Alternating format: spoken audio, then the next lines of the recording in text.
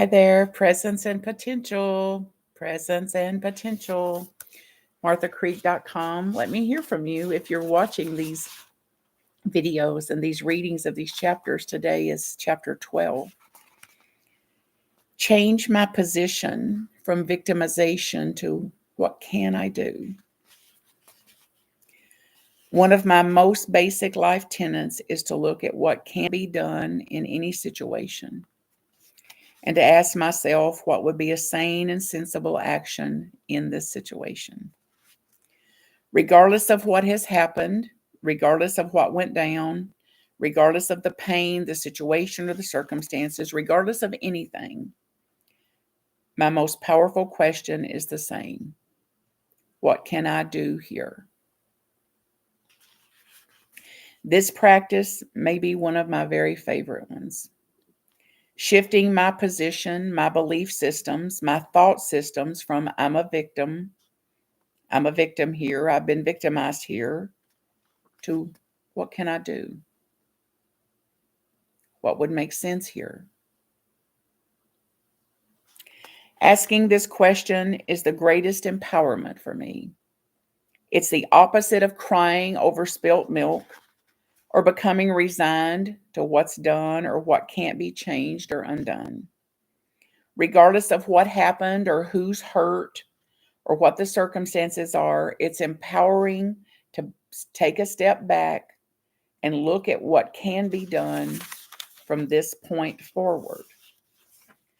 Bringing a situation into the present creates a sense of grace.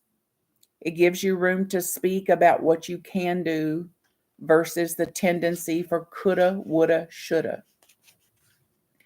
This tool was very valuable to me throughout my life, and especially in 2008 when I was diagnosed with breast cancer. As I received the actual factual reporting of breast cancer and what the approach to this breast cancer could be, it was very important to me not to feel victimized about this diagnosis and to keep a broader perspective instead. I looked at all the medical conditions and medical circumstances and losses that other people have in their lives with diseases ranging from A to Z. From this vantage point, my breast cancer diagnosis, compared to the entire human spectrum of diseases, seemed extremely minor to me. It was important to me to approach this diagnosis with an attitude of this is what is. And from there, I could ask myself, what can I do with what is? What is the sane, sensible actions to take here? By not choosing to be victimized to what is, I became more of a victor. I was empowered to get through whatever treatments and surgeries and procedures required with an absolute depth of gratitude. I didn't like it. I certainly didn't love it. And I definitely wouldn't want to have cancer or to do treatments.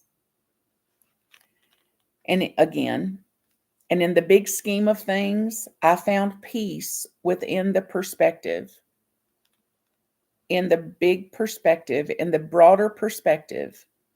What's a little breast cancer? This was an empowering thought to me. So too, in any situations in life, you have the power to ask yourself, what can I do? In this relationship, what can I do? In this circumstance, what can I do?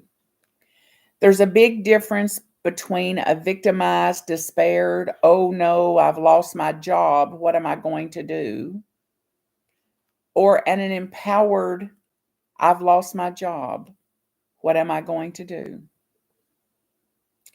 That difference changes your entire reality. That changes your absolute experience of life. This is vastly different from victim thinking, like something's been done to me. And we're therefore at the mercy of and a victim to everything. This mentality is pervasive, including traffic jams, a rainy day, burnt toast, or an undercooked egg. We can shift into empowering thinking.